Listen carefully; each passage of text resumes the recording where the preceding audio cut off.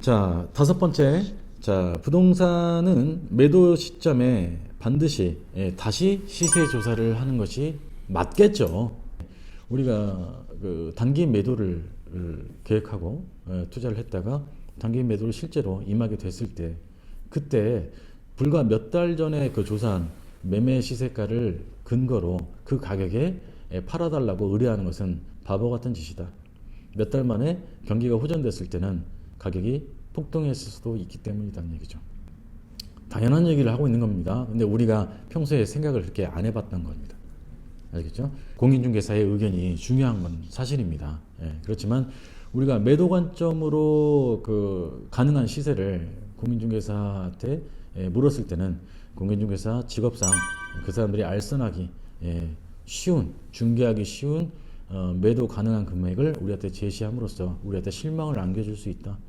아시겠죠? 그래서 반드시 매수할 때 매수 관점으로 매수자인 것처럼 가정하여서 시세를 추가 조사해서 공인중개사하고 어떤 협의해서 매매 가능한 금액을 정하고 그 다음에 매매를 우리가 시도하면 좋겠다.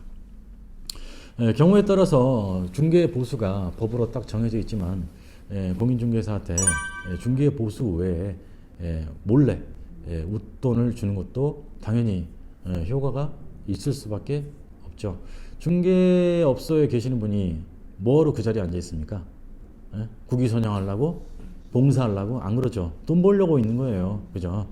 그러니까 그 사람들한테 돈을 더 금전을 지급을 약속함으로써 우리가 충분한 우리의 목적을 달성하는 데 도움을 충분히 받을 수 있다. 너무 상식적인 얘기죠. 제가 여러 번 말씀드렸죠. 돈하고 독, 매 이런데 장사 없습니다. 아시겠죠? 그래서 돈을 쓰는데 인색하면 그만큼 나한테 데미지가 올 수 있다. 전문가의 그 전문적인 어떤 기술이나 도움을 청할 때는 그들의 마음을 움직일 수 있는 게 무엇인지 반드시 역지사지해 보는 것도 현명한 투자자의 어떤 자세이다. 자, 6번 수익형 부동산의 경우에는 월세 수익률이 좋을수록 당연히 높은 가격의 매도가 되겠죠. 그죠? 수익형 부동산의 경우는 월세 수익을 목표로 우리 매수인들이 지갑을 열까 말까 고민하는 거 아니겠습니까? 그죠? 그래서 주택의 경우도 뭐 상가 점포 그 외에 오피스 같은 경우도 수익형 부동산의 경우는 높은 가격에 매도하기 위해서는 적합한 시점에 시기적절하게 만약에 시장 상황이 된다라고 하면 임차인한테는 미안한 얘기지만 월세를 우리가 인상 요구를 할 수 있어야 한다. 모르고 계셨죠? 그래야지 만약에 중개를 하는 중개업자 입장에서는 이 부동산을 매수하게 되셨을 때 연수익률이 몇 % 나옵니다. 따라서 솔깃하게 되는 원인이 된다. 당연하죠. 그래서 오랫동안 임대차 계약을 한 임차인하고 꾸준하게 연속해 왔다. 그러면 그 사람과의 관계 때문에 임차료를 올려달라고 인상 요구를 하기가 조금 겸연쩍다. 그런 것들에 있어서 정에 휘둘리게 되는 것이죠. 그러다 보면은 내 물건이 200만 원을 받을 수 있음에도 불구하고 오랫동안 장기 임차인의 어떤 그 관계를 깨고 싶지 않아서 150만 원에서 인상을 한 바가 없다라고 하면은 그만큼 낮게 매매 가격이 형성될 수밖에 없는 원인이 된다. 아시겠죠?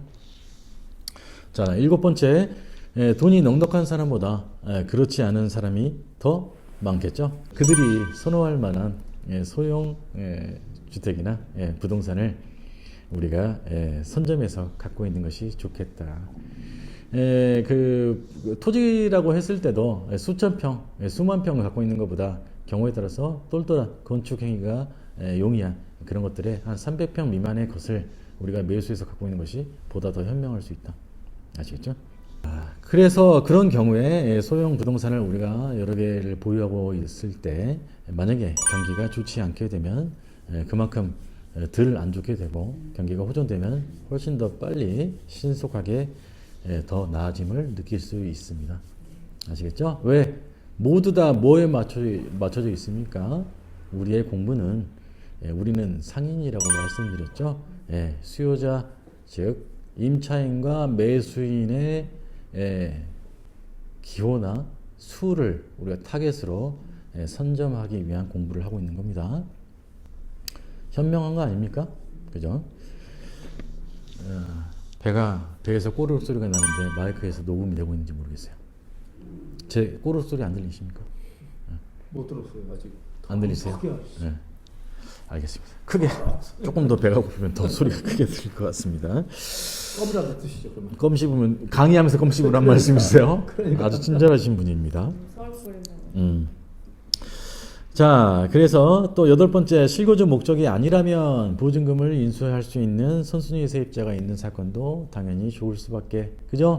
선순위 대항력있는 임차인이 배당 요구 종료 이내 배당 신청을 하지 않았을 때 우리는 매수인은 그의 보증금을 인수해 줘야 됩니다.